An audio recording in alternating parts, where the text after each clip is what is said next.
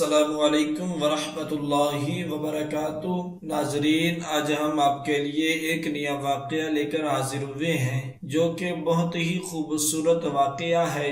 یہ واقعہ ہجر اسماعیل علیہ السلام اور ان کی قبر۔ ہجر اسماعیل علیہ السلام اس دیوار کو کہتے ہیں جو قد آدم سے کم پر نالہ کی جانب نصف دائرے کی شکل میں ہے۔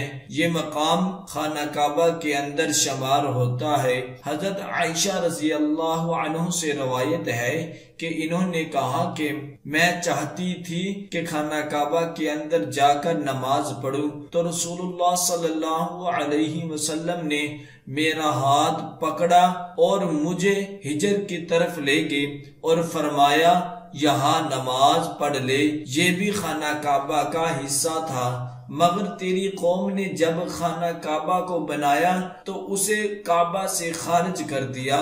اسے حتیم بھی کہتے ہیں۔ یہاں حضرت اسماعیل علیہ السلام اور ان کی والدہ کی قبر ہے، جیسا کہ اکثر علماء نے اس امر کا ذکر کیا ہے۔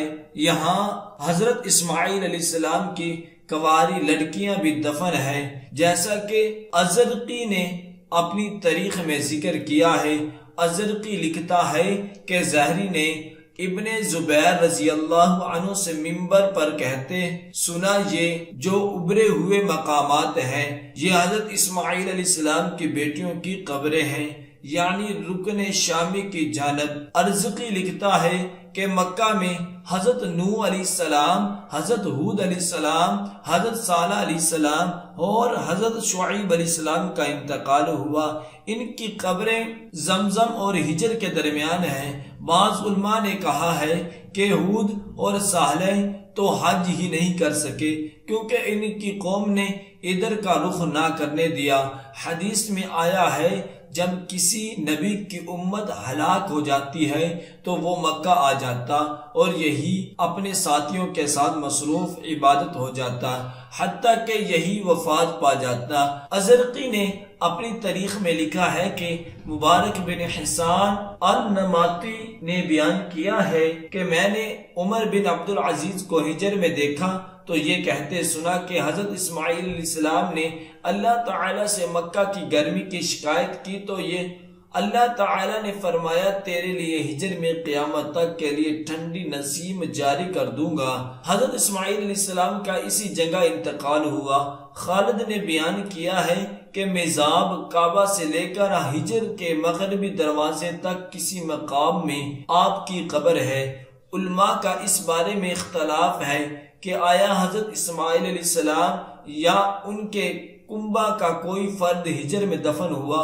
میری اپنی ذاتی رائے یہ ہے حضرت اسماعیل علیہ السلام اور ان کی والدہ اور ان کی بیٹیوں کی قبریں ہجر میں ہیں۔ آخر اس بات سے کیا امر ماننا ہے کہ اللہ کا نبی ایک مقدس ترین مقام میں دفن کر دیا گیا ہو جب کہ یہ لوگ سب سے پہلے مکہ کو آباد کرنے والے تھے اور انہوں نے ہی بیت اللہ بنایا تھا، خصوصاً جب کہ حضرت اسماعیل علیہ السلام کی والدہ بنائے کعبہ سے قبل مری تھی اور حضرت ابراہیم علیہ السلام نے ہجر کو گھر کے پاس بنایا تھا جس کی چھت پہلو کی تھی اور اس کی بکریاں بند ہوتی تھی۔ ہجر حضرت اسماعیل علیہ السلام کی بکریوں کے لیے باڑا تھا، جیسا کہ ازرقی نے اپنی تاریخ میں بیان کیا ہے۔ گو مطواف کے پاس کسی کا دفن ہونا عجیب سا معلوم ہوتا تھا، بلکہ مسجد حرام میں بھی کسی کا دفن کیا جانا عجیب معلوم ہوتا ہے، کیونکہ آج کل یہاں رات دن طواف کرنے والے، نماز پڑھنے والے اور حج کرنے والے آتے رہتے ہیں۔ ہماری شریعت بھی مسجد کو قبرستان بنانے کے مخالف ہے اور مسجد میں دفن کرنے کے بھی خلاف ہے۔ حضرت اسماعیل علیہ السلام سے پہلے مکہ میں کوئی آباد نہ تھا۔